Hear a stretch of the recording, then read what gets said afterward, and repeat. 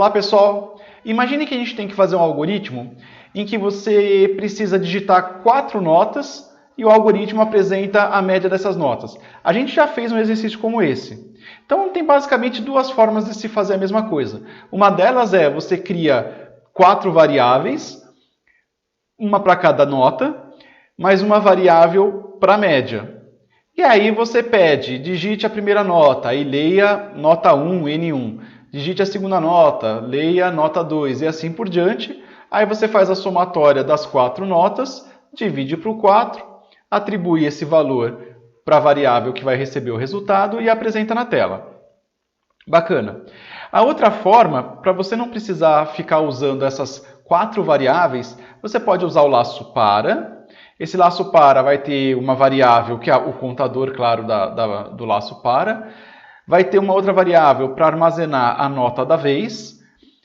Uma terceira variável para você fazer a somatória das notas. E aí uma variável para ter o resultado final. Então fica dessa forma aí como está sendo mostrado no vídeo para vocês.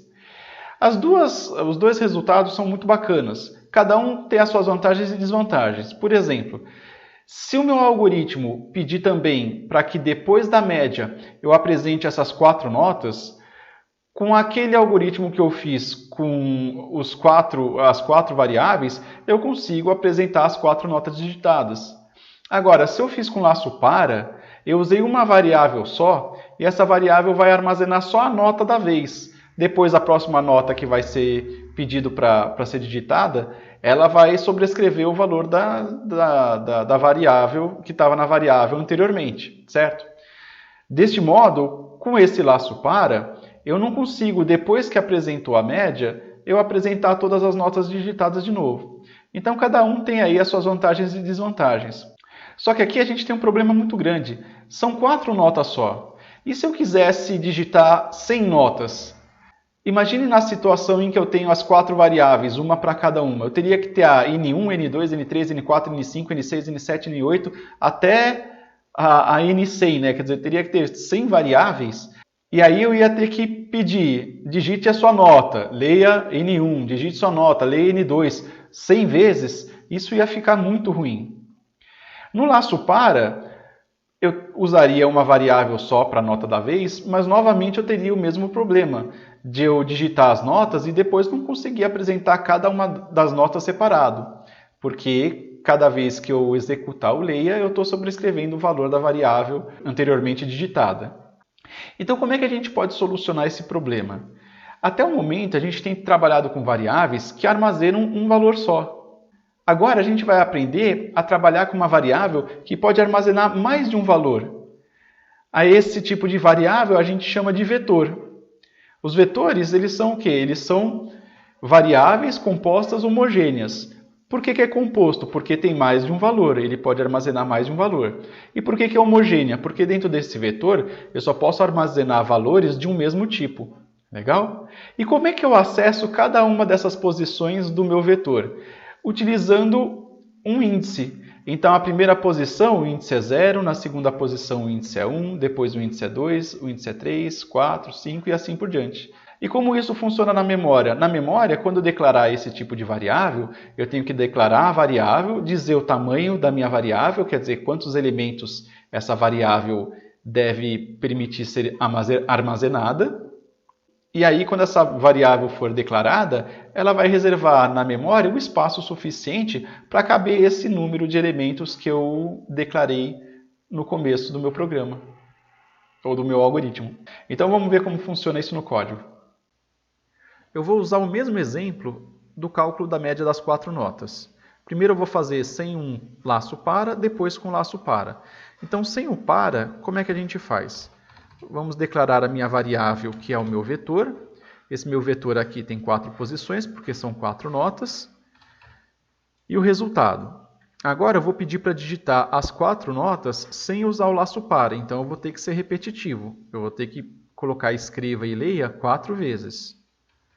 O que dá para notar que não vai ser muito prático se eu quiser fazer isso com 100 notas. Aquilo que o usuário digitar, agora eu vou colocar na posição 0 do meu vetor. Peço para digitar uma nova nota. O que ele digitar é para colocar na posição 1 agora. Uma nova nota, que vai ser atribuída à posição 2. E a minha última nota, que vai ser atribuída à posição 3.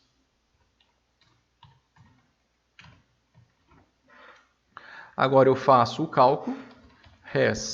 Recebe N0 mais N1 mais N2 mais N3 dividido por 4. E agora é só apresentar. Escreva média, vírgula, res. Terminei. Agora, se eu quiser apresentar os valores de todas as notas, é só eu colocar um escreva aqui. Escreva nota N0. Então, ele vai apresentar a nota da posição 0 do meu vetor, a da posição 1, da posição 2 e da posição 3. E terminei meu programa. Olha que barato. É muito bacana fazer um teste de mesa com o que a gente aprendeu no vídeo passado. Ó. Eu começo meu programa, é declarado o meu vetor de 4 posições, porque eu coloquei o 4 aqui, e a minha variável que vai receber o resultado final, a média. Agora eu peço para ler uma nota, vai ser atribuída à posição 0, a próxima nota na posição 1, depois na posição 2, depois na posição 3. Agora o resultado é igual ao valor das 4 posições dividido por 4, apresento a média e apresento as notas. Agora vamos fazer o mesmo exercício, só que usando o laço para. Então, eu vou fazer aqui do lado para a gente poder comparar. Vou criar a minha variável n, que é um vetor de 4 posições, o resultado, e aqui é interessante a gente usar a somatória. S recebe 0 de início.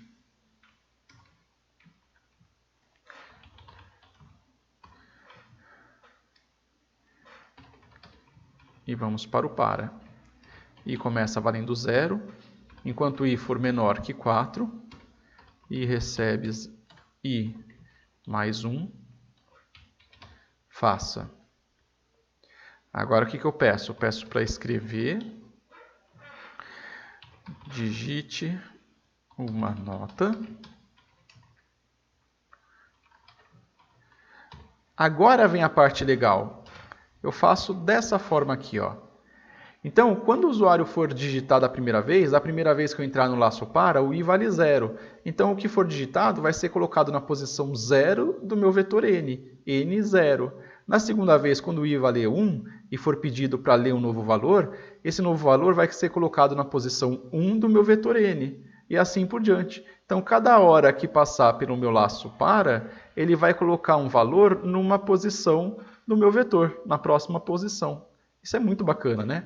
E aqui a gente faz a somatória. S recebe S mais N na posição que eu acabei de digitar.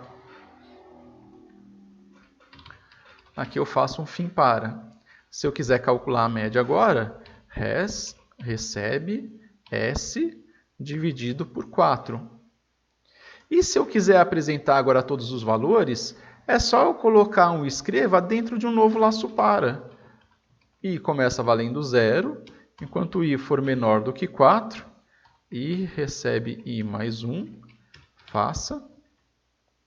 Agora eu faço assim, ó, escreva nota, vírgula, N na posição I. Fim para. Olha que legal. Eu acabei fazendo menos linhas do que aqui nesse outro aqui. Muito bacana. E o mais legal é que se eu quiser aumentar o meu código para que 100 valores sejam digitados, aqui eu ia ter um problema sério. Eu ia ter que dar um Ctrl+C, Ctrl+V daqui, ó, dessa parte, e escrever, né, e fazer 100 escrevas e leias aqui. Aqui eu teria que colocar todos os valores aqui, N0 mais N1 mais N2 mais N3 até o N99, né, porque vai de 0 a 99 para dar 100. dividido por 100. E aqui mais 100 escrevas. Se eu usar o laço para, olha que legal que fica agora. Agora eu vou digitar 100 notas. Então, meu vetor vai ter 100 posições.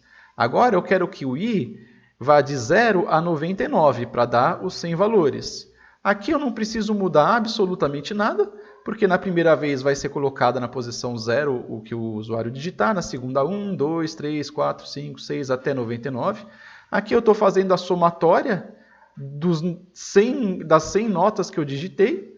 Então está fazendo a somatória. Aqui quando eu calcular, eu calculo e divido por 100, porque são 100 notas. E na hora de apresentar, a mesma coisa. Olha lá. A quantidade de alterações que eu tive que fazer aqui foi bem menor do que do outro lado.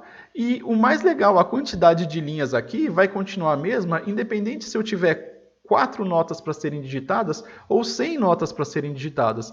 Aqui não. Aqui ele ia aumentar de forma linear. Se eu preciso de 100 notas, eu vou ter que ter 100 escrevas e leias. Aqui, né, se eu não colocar esse cálculo em um laço para, eu teria que colocar N0 mais N1 mais N2 mais N3 e assim por diante. Por isso que eu usei a somatória aqui, para não precisar ter que ficar mudando nada. E aqui eu teria que ter 100 escrevas. Ia ficar horroroso. Aqui a gente não pode esquecer de apresentar a média, né, que eu esqueci de colocar aqui. E é isso, pessoal. Terminamos o nosso vídeo sobre vetores. No próximo vídeo, a gente vai fazer uma lista de exercícios sobre vetores e depois nós vamos para a matriz. Muito obrigado, até o próximo vídeo.